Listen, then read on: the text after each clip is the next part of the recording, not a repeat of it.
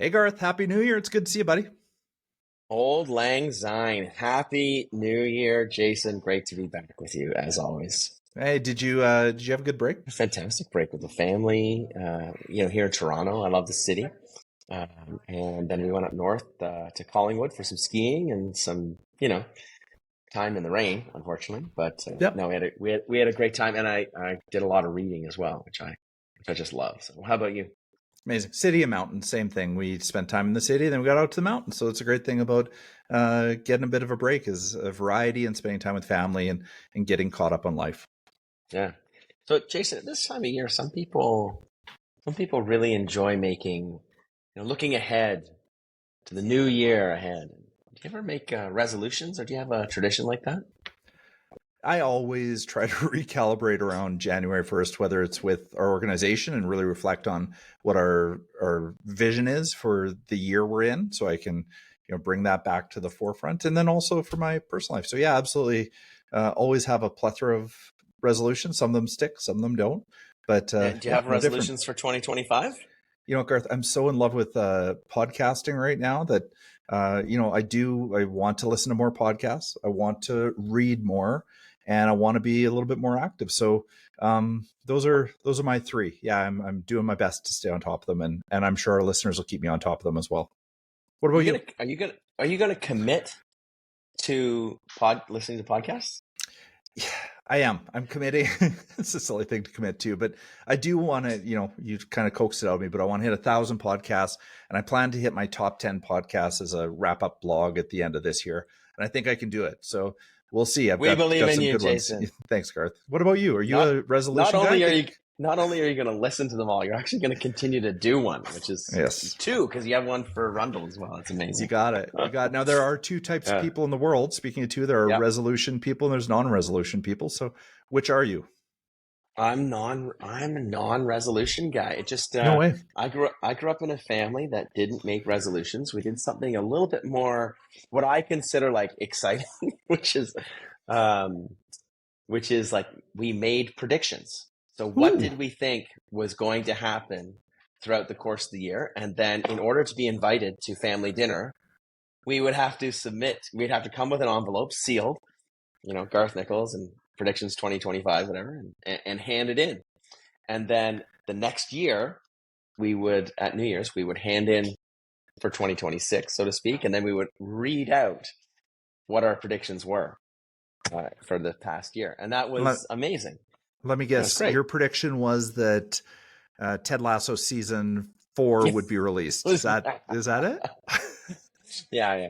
We even had the Nichols Cup Oh, created, cool. the Stein, and you can see because it is in my possession that I was the last winner. Well, So congratulations. it was always something fun because it forced you to think about what was currently happening and how those things might change or differ. And you also had built into it a reflection on the year in the past, which I thought was Oh. great. And I owe it all to my parents. We had so much fun when we were doing it. And yeah. Well, you know what? I predict that people are going to enjoy this podcast. We go back over some questions with respect to our last podcast and Yeah. our conversation with Beth. And I think we hit on some really important topics, including two versions of the same story about two fish. So I hope our listeners hang in for that. Yeah. All right. Enjoy the episode, everybody. Happy New Year. Enjoy the show. Happy New Year. With Garth and Jason, we dive right in, breaking down Ted's world. Let's begin from AFC, Richmond's field to your day to day. Lassoing leadership's here to stay. Keep leading the lasso way. Together we'll grow stronger every day. So plug in your headphones and let's start the show. With lessons from Ted, we'll learn and grow. Welcome back to Lassoing Leadership. I'm one of your hosts, Garth Nichols. And I'm your other host, Jason Rogers. Good to be back, Garth. Happy New Year, buddy. Yeah, thanks. Happy New Year, Jason. Today we're wrapping up our exploration of the leadership theme of humility and vulnerability. And it was a distinct pleasure for us to have Beth Pillsbury, head of school at Maybach in California, join us the last time we were on. I've worked with Beth for 3 years on the board of ICENE, and when we're seeking out a guest for that theme, She was one of the first that came to mind. And you'll have to listen to the episode to know why. But Jason, what did you enjoy about Beth's episode? Oh, come on, Garth. First of all, I enjoyed her energy. Like, I really think Beth was a absolute example of, vulnerability and openness. I think she brings out the best in her staff and in her students in that way. And I think her current school just feels like the absolute perfect fit for where she's at. And, further, like, I think her focus on onboarding, listening, attending to she's new, right? Yeah. She's a new head there. Oh, yeah. I mean, listening and attending to the gifts and talents of others. I was like, she's right in that pocket, and you can feel it. She's putting it all into the work, and I just love hearing from a new leader who's put it all into the work. And ultimately, leadership is about relationships and spending time to establish the relational trust that is required in humility and vulnerability. And I don't know, I've gone back to it a few times, Garth. I've really enjoyed that session with Beth, and a huge thanks for coming on to her. Yeah. What about you? Yeah, it was great. Yeah. So when we first were looking for someone to come on, she came to mind. But she surprised me a little bit, because I loved when she talked about leaders. They have to work on relationships. They also have to be self-aware in those relationships. And she mentioned that she really notices, not when she's leading from a place of humility and vulnerability, but the opposite. Right. When she's leading from a place of pride and hubris. And to notice that, and then reflect on that, and then take steps to make it right, to avoid slipping into that is her leadership stance. I think that was a really special gift to us on this very special topic. So yeah, and I hope our listeners enjoyed it too. Speaking of our listeners, any questions from them? Yeah, I think we've got a couple. I mean, the first question that came to me after the podcast was, we obviously heard that Beth moved from an East Coast school to the West Coast. And with that came tons of changes. I mean, obviously, geographically, it's totally different space. I'm sure the climate is different, but more than anything, culturally, it's different. And, the way you resolve conflict between two people, maybe on the East Coast, is different than you would on the West Coast, different in Canada than is in the United States.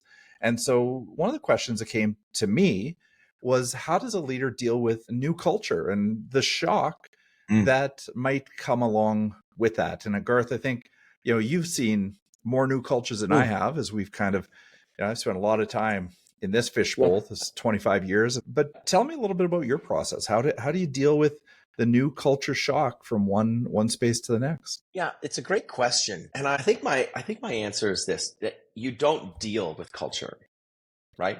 It's not something you come in and expect to deal with, because you as a leader are going to be a part of that culture. So I think that you have to seek to understand it. And go back to Ted Lasso, be curious, not judgmental. Like, listen. And I think too that you can prepare yourself, in terms of like culture shock. You can prepare yourself so that you don't behave in a way that is shocking. The way that you phrase questions, you need to be generous, right? You need to be curious and not judgmental. And I think that you have to have a plan, right? As Beth was talking about, this onboarding plan, you have to actually be a student, and almost like an anthropologist, which we've heard before from our guests.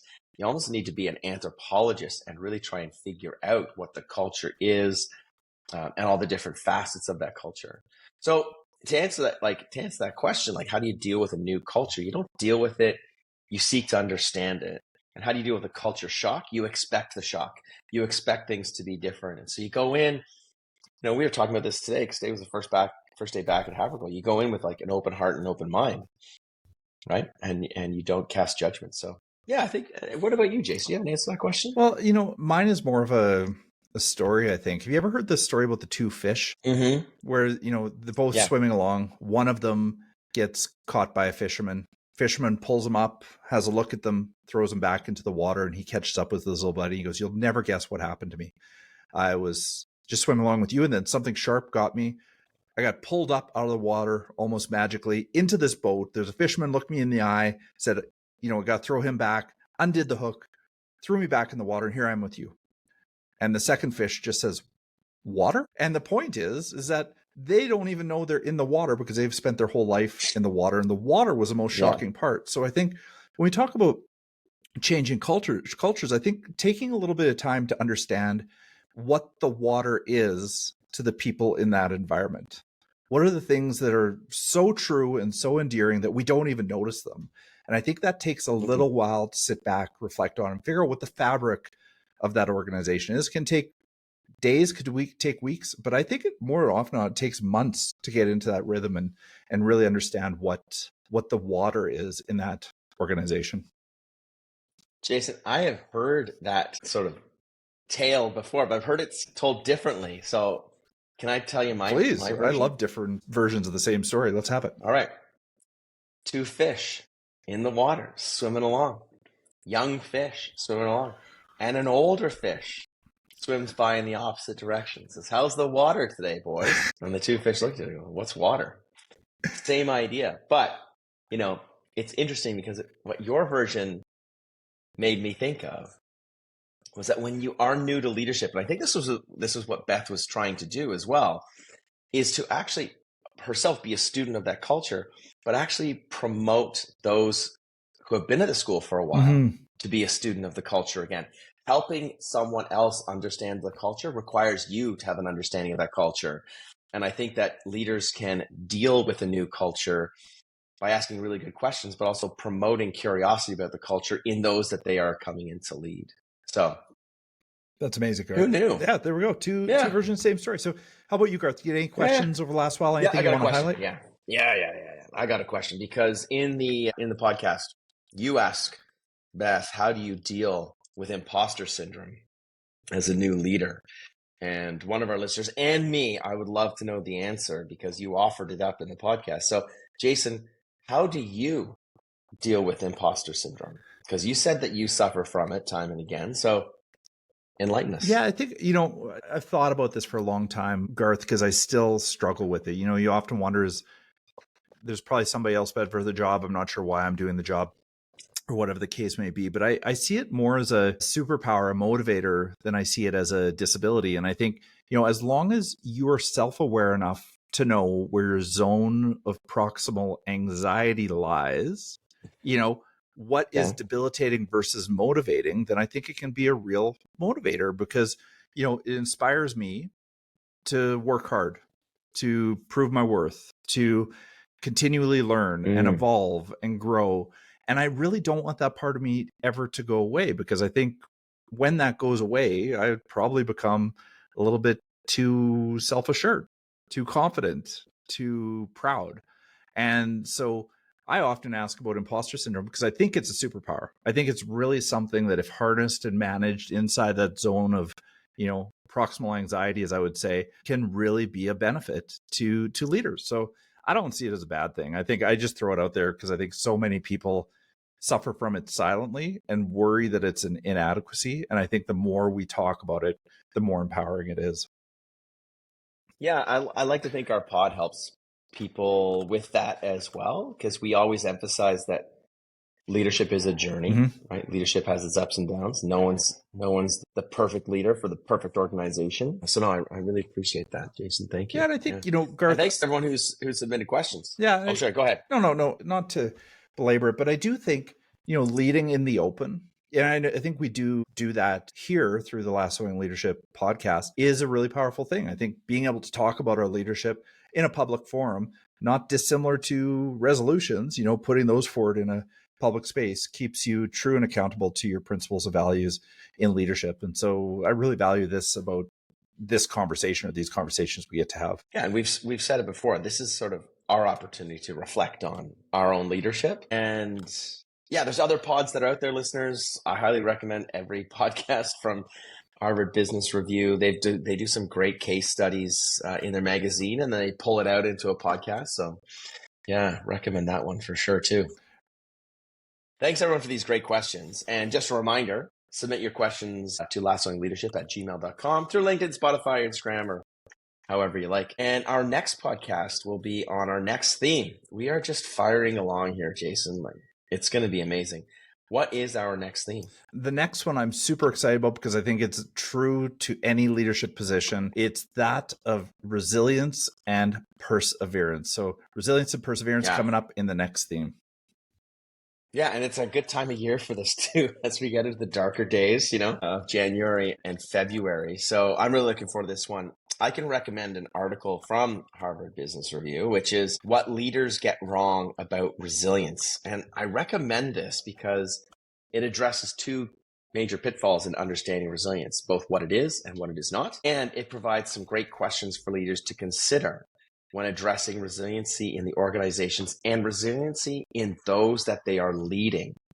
I think that's really important. So we'll put that in our show notes. Jason, do you have a resource for us? I do. And I just want to come back to that for a second, Garth. I think it's important for us to contextualize resilience in that way. I think, resilience of ourselves is one thing and resilience of our organization is another thing. And leaders, we have to be aware of both those. So thanks for offering up that article. I have a TED Talk on resilience, Building the Resilience of Others Through Servant Leadership by Jason Elliott, again in the show notes.